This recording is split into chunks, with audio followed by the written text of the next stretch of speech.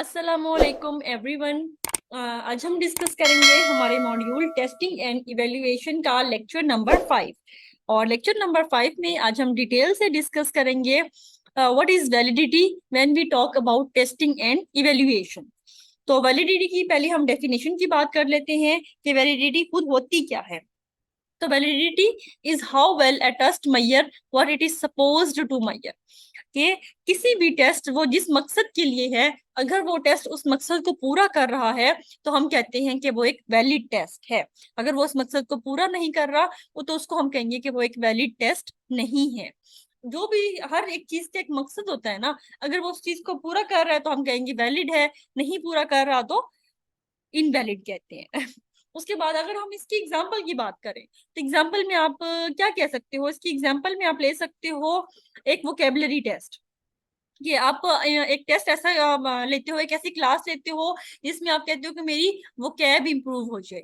तो after taking courses और आपके जब टेस्ट होता है तो अगर आपका वो कैब वाकई बहुत ज्यादा अच्छी हो जाती है, आप टेस्ट अच्छा स्कोर कर लेते हो, तो मतलब उसका एक मकसद पूरा हो गया है। जिस मकसद के लिए आपने वो सेशन ज्वाइन किया था वो मकसद पूरा हो गया है। टेस्ट के थ्रू आपने उसको वेरीफाई असेस कर लिया है, तो आप कहोगे कि ये एक वैलिड टेस्ट था, कि मेरी वो कैब बाकी अच्छी हो गई है। लेकिन अगर वो अच्छी नहीं हुई तो आप कहोगे कि मेरा मकसद तो पूरा नहीं हुआ, जिस मकसद के लिए मैंने ये सेशन ज्वाइन किया था और टेस्ट ने असेस कर दिया कि आपका मकसद नहीं पूरा हुआ, तो आप कहोगे कि वो एक इनवैलिड टेस्ट था। तो जिस चीज के लिए वो चीज बनी हो, अगर वो पूरा हो रहा है तो ठीक है, अगर नहीं हो रहा तो ऑब्वियसली वो वैलिड नहीं है। एग्जाम्पल की बात कर ले तो कैलकुलेटर कैलकुलेटर बना है कैलकुलेशंस के लिए।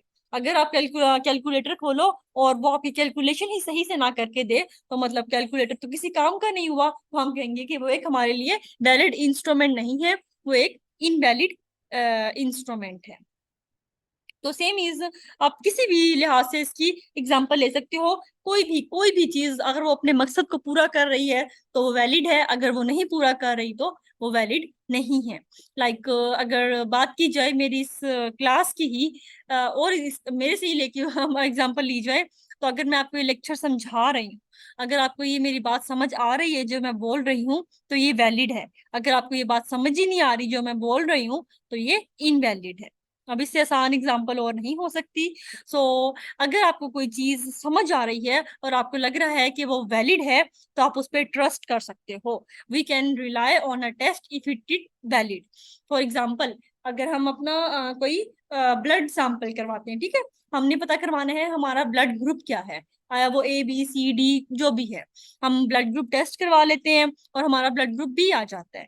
तो और वाकई में हमारा ब्लड ग्रुप बी है, हमें पहले ही पता था, तो हम तो बस एक बार चेक कर रहे थे कि ये टेस्ट सही बताएगा कि नहीं। तो हमारा ब्लड ग्रुप बी था और उस टेस्ट ने भी बता दिया कि वाकई आपका आया भी बी है, तो हम कहेंगे कि हमारा मकसद था पता करवाना ब्लड टेस्ट, उसने वो ब्लड टेस्ट मकसद पूरा कर दिया और फिर रिजल्ट भी सही दिया है।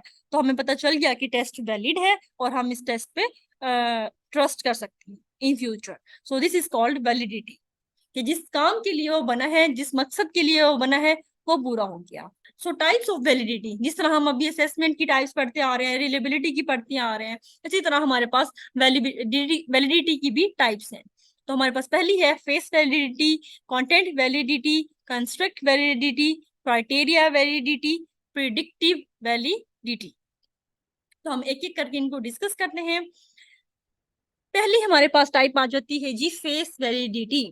उसका नाम बता रहा है कि test appear to what is suppose to be look like, कि टेस्ट इस तरह का होना चाहिए जिस तरह का वो उसका नाम बता रहा है, जिस तरह का उसको दिखना चाहिए उस तरह का वो वाकई दिखेगा, तो हम कहेंगे टेस्ट की अकॉर्डिंग टू टेस्ट वो फेस वैलिड है।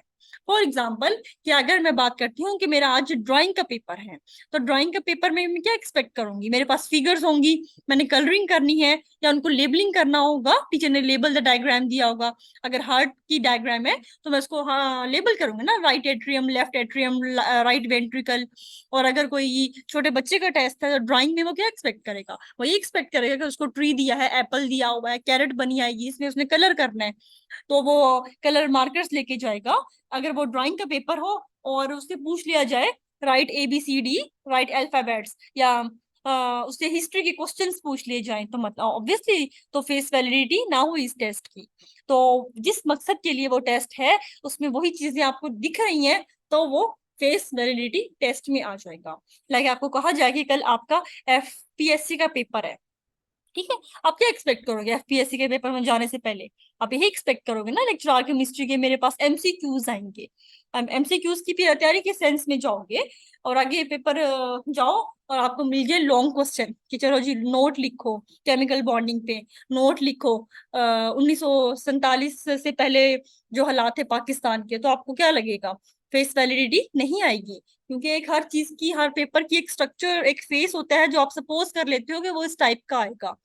तो उस चीज को हम कहते हैं फेस वैलिडिटी। तो बेसिकली हम इसकी और आसान लफ्जों में कहूँ, कोरिलेट विद द नेम, कि अगर आप को कोई चीज कही जाए कि ये चीज है तो आपके दिमाग में उसकी एक शेप एक फिगर बन जाती है।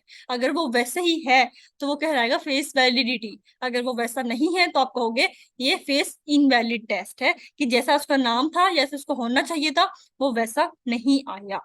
ठीक है, अब मैं कोई कह दूं, आज मैं पहले ही अनाउंस कर दूं कल आपका टेस्ट है और वो फिल इन दी ब्लैंक्स का होगा, तो आप माइंड बना के आओगे कि आगे फिल इन दी ब्लैंक्स मिलेंगी पेपर की शक्ल में, लेकिन पेपर की शक्ल में लॉन्ग क्वेश्चन मिल जाएंगे तो फेस इनवैलिड टेस्ट।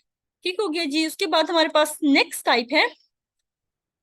टाइप है कंटेंट वैलिडिटी।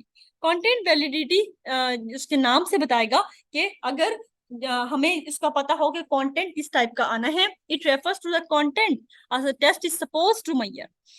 तो जिस टाइप का वो टेस्ट होगा उस टाइप का उसका कंटेंट में से ही आना चाहिए टेस्ट, तब वो कंटेंट वैलिडिटी होगा।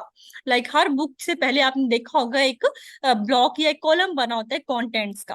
केमिस्ट्री की बुक है तो उसमें बना होगा fundamentals of chemistry, periodicity of chemistry, S&P block, element electrochemistry, 5-6 chapter होंगे उसके कंटेंट्स होंगे जो कि, तो उसी में से अगर आपका पेपर बन के आता है तो आप कहोगे कि ये कंटेंट वैलिडिटी टेस्ट है, अदरवाइज ये कंटेंट इनवैलिड है। लाइक एक बुक है जिसकी कंटेंट्स है 1 2 3 4 5 6 7 8, अगर आपका टेस्ट में 3 और 7 आ रहा है तो देखो उसके कंटेंट्स में 3 भी था 7 भी था, तो आप कहोगे कि ये कंटेंट वैलिड है। लेकिन अगर उसमें से अगर मैं आपको यहाँ से दे दूं 56 78, तो ना इसमें 56 है ना इसमें 78 है, तो आप कहोगे कंटेंट इनवैलिड है, कि जो चीज कंटेंट में थी उसमें से ही वो चीज आई, देन आप कहोगे कंटेंट वैलिडिटी। देन आपके पास आता है construct validity। It refers to the construction of a test as the name indicates, कि टेस्ट को बेसिकली कंस्ट्रक्ट कैसे किया गया है, टेस्ट को बनाया कैसे गया है, टेस्ट में क्वेश्चंस के साथ डील कैसा किया गया है। तो देखो अगर इसकी बात की जाए, इसको और डिटेल से पढ़ा जाए, तो इसको हम कह सकते हैं कि आपके पास एक फॉर एग्जांपल कंटेंट्स थे, अभी केमिस्ट्री के 5 कंटेंट है, ठीक है, stoichiometry, gases and solids and 3 कर लेते हैं सॉरी आसानी के लिए, ठीक है, स्टोकियोमेट्री, गैसेस एंड सॉलिड्स और इलेक्ट्रोकेमिस्ट्री। अब इनमें से मैं क्वेश्चन किस तरह के बनाती हूँ, तो उसकी कंस्ट्रक्शन जो है उसमें एमसीक्यूज भी हैं, उसमें शॉर्ट क्वेश्चन भी हैं, उसमें लॉन्ग क्वेश्चन भी हैं। मैं कह देती हूँ मैं ये चीज है कि आपने हर तरीके से उसको तैयार करके आना है, और फिर इसमें एमसीक्यूज शॉर्ट लॉन्ग दूंगी, और एमसीक्यूज को एमसीक्यूज वाला ही दूंगी, शॉर्ट को शॉर्ट ही दूंगी, लॉन्ग को लॉन्ग से ही दूंगी। कुछ टीचर्स कैसे क्या कर देते हैं कि क्वेश्चन शॉर्ट होते हैं उसको लॉन्ग में उठा के दे देते हैं। अक्सर आप देखोगे बोर्ड पेपर में आप कहते हो यार ये तो लॉन्ग बन ही नहीं सकता था, शॉर्ट सा क्वेश्चन था, उठा के लॉन्ग दे दिया, मैं इसमें इसको 10 नंबर में क्या लिखूं इसमें। तो एक पेपर की कंस्ट्रक्शन ऐसी होनी चाहिए कि वो उसको वेरीफाई भी कर रही हो, ये ना हो कि 10 नंबर या 15 नंबर का लॉन्ग उठा के दे दूं और क्वेश्चन की लेंथ ही 10 लाइन्स की हो। तो टीचर और बोर्ड में वो पेपर आपके टीचर नहीं चेक करना, वो किसी और बोर्ड में जाना है चेक होने के लिए, ठीक है। तो वो तो उसके जहन में ये 15 नंबर का क्वेश्चन है जो एग्जामिनर के दिमाग में होता है, तो कि 3 पेजेस का तो होगा ही ना वो, लेकिन वो क्वेश्चन था ही ऐसा कि उसकी लेंथ बन ही नहीं सकती थी, उसमें जस्ट 5-6 डेफिनेशंस थी, तो उसको हम कहेंगे कंस्ट्रक्ट इनवैलिड है। तो एक पेपर की जो कंस्ट्रक्शन है according to questions according to contents of the book होगी, देन उस टेस्ट को हम कहते हैं कंस्ट्रक्ट वैलिडिटी। इसके बाद है क्राइटेरिया वैलिडिटी। क्राइटेरिया वैलिडिटी नाम से बता रहा है how much a test can measure some performance with reference to some already defined standard और प्रिंसिपल, कि हमारे पास ऑलरेडी डिफाइंड प्रिंसिपल्स हैं, उसके मुताबिक हमारी परफॉर्मेंस कैसी है वो चीज बताएगी कि ये क्राइटेरिया वैलिड है या क्राइटेरिया वैलिड नहीं है। एग्जाम्पल की बात की जाए जी, फॉर एग्जाम्पल अगर ये कोर्स है हमारा टॉकिंग कोर्स फॉर एग्जाम्पल, कि इस कोर्स के बाद आप एक्सपेक्ट करते हो कि आपको इंग्लिश बहुत ज्यादा अच्छी बोलनी आ जाएगी, तो क्या होगा? मैं इसको कहूंगी कि आप अगर इस टेस्ट के बाद, इस सेशन के बाद आपको इंग्लिश बोलनी अच्छी आ गई है, तो मतलब आपका क्राइटेरिया फुलफिल हो गया है। अगर आपकी नहीं इंग्लिश अच्छी हुई तो क्राइटेरिया इनवैलिड टेस्ट। और इसकी और एग्जांपल ले लेते हैं। फॉर एग्जांपल कोई सेशन था जो आपने ज्वाइन किया डांसिंग के लिए, ठीक है, कि 2 महीने की क्लासेस होंगी, उसके बाद मुझे डांसिंग अच्छी आ जाएगी। लेकिन 2 महीने के बाद आपकी वाकई डांसिंग अच्छी है, तो मतलब आपने जिस मकसद के लिए उसको सेशन को ज्वाइन किया था, वो क्राइटेरिया, उसका क्राइटेरिया था, उसके स्टैंडर्ड से कि इस टाइप की डांसिंग हो जाएगी, ये मूव्स आपको आ जाएंगे। तो आप एक स्टैंडर्ड था कुछ मूव्स का, वो मूव्स आप सीख गए और ड्यूरिंग डांसिंग, तो आपकी क्राइटेरिया वैलिडिटी कहलाएगा ये चीज, के आपकी परफॉर्मेंस देखी जाएगी, स्टैंडर्ड्स पता है कि ये मूव्स होने चाहिए थे, वो मूव्स आपने अपनी डांस परफॉर्मेंस में ले आए हो। तो मतलब क्या है कि आपका मकसद भी पूरा हो गया डांस सीखने का, और आपके स्टैंडर्ड के अकॉर्डिंग हो गया है, तो आप इस चीज को कहोगे क्राइटेरिया वैलिड। होप सो आपको इसकी समझ आ गई होगी, ना आए तो आप बताना, मैं मजीद एग्जांपल्स दे दूंगी इसकी आपको। उसके बाद है प्रिडिक्टिव वैलिडिटी। प्रिडिक्टिव वैलिडिटी कहते हैं कि कुछ डिफाइंड स्टैंडर्ड्स ही हैं, लेकिन प्रिडिक्ट करना फ्यूचर के साथ, पहले ही प्रिडिक्ट कर देना कि टेस्ट जो है फ्यूचर में इस इन स्टैंडर्ड्स के अकॉर्डिंग ये कंडीशंस आ जाएंगी। तो फ्यूचर प्रिडिक्ट जो टेस्ट करेगा according to some defined standards, उसको हम कहते हैं प्रिडिक्टिव वैलिडिटी।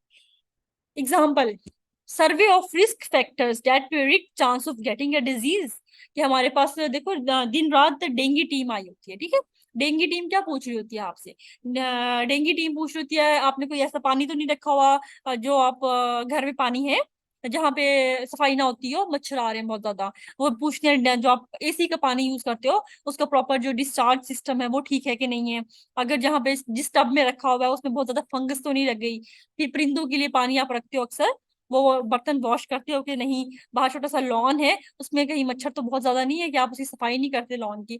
तो एक वो रिस्क फैक्टर्स हैं जो कि डेंगू सर्वे टीम जज कर रही है, ठीक है। तो अगर वो देखती है कि लोगों की मैक्सिमम के घरों की सफाइयां बहुत अच्छी हैं या फिर बहुत गंदी हैं, तो उसके बेस पे फ्यूचर को प्रिडिक्ट करती है। अगर सफाई बहुत अच्छी है तो वो प्रिडिक्ट कर लेगी कि इधर चांस बहुत कम है इस एरिया में डेंगू होने का। लेकिन उधर की सफाई बहुत गंदी है, जगह जगह पानी खड़ा है, कोई सफाई नहीं हो रही घरों में, मैं एसी के डिस्चार्ज के पानी में फंगस लगी पड़ी है, मच्छर आते हैं वहां, तो प्रिडिक्ट करेगी कि इस एरिया में कुछ टाइम के बाद डेंगू का चांस और भी ज्यादा हो जाएगा। तो आप सर्कमस्टेंसेस को देखते हुए फ्यूचर की प्रिडिक्शन करना विद सम डिफाइंड स्टैंडर्ड्स आप कहोगे प्रिडिक्टिव वैलिडिटी। इसी तरह इसकी एक और एग्जांपल आप ले सकते हो, प्री हायर टेस्ट असेसमेंट की जाती है जो कि प्रिडिक्ट करती है जॉब की परफॉर्मेंस कैसी होगी आफ्टर अ ईयर। तो इस चीज को, एक फ्यूचर वाली चीज को पहले प्रिडिक्ट करना किसी चीज के थ्रू, उसको हम कहते हैं प्रिडिक्टिव वैलिडिटी। अब एक और क्वेश्चन आ जाता है अक्सर हमारे पास कि रिलेशन क्या है रिलेबिलिटी एंड वैलिडिटी का। तो ऑब्वियस बात है, कोई भी अक्लमंद बंदा इतना कुछ पढ़ने के बाद एग्जैक्ट बता देगा कि there is a direct relation between reliability and validity, कि दोनों टर्म्स क्लोजली रिलेटेड हैं।